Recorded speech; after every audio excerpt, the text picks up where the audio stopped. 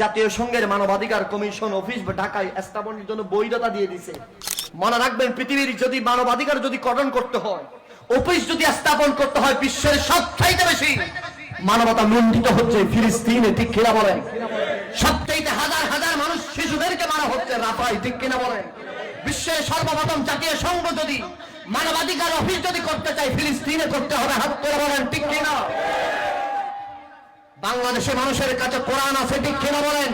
বাংলাদেশের মানুষরা 90% মুসলমান, ঠিক কিনা বলেন? বাংলাদেশে আজকেও চট্টগ্রাম থেকে বলতে চাই, মনে রাখবেন, বাংলাদেশের জাতীয় সংঘের মানবাধিকারের অফিসের কোনো দরকার আমাদের কাছে জাতীয় সংঘ থেকে মানবাধিকার শিখতে হবে। আমাদেরকে মানবতা শিখিয়েছেন মুস্তাফা 1000 বছর আগে। আমাদেরকে মানবতা শিখিয়েছেন গৌসে পাক, ঠিক কিনা বলেন? আমাদেরকে মানবতা শিখিয়েছেন গৌসিয়া কমিটি, হাত তোলা বলেন ঠিক কিনা? আমাদেরকে মানবতা শিক্ষা দিয়েছেন হুজুর কেবলা তৈয়ব শাহ, হাত তোলা বলেন ঠিক কিনা? আমরা ইহুদি খ্রিস্টানদের কাছ থেকে মানবতা শিখতে পারবো।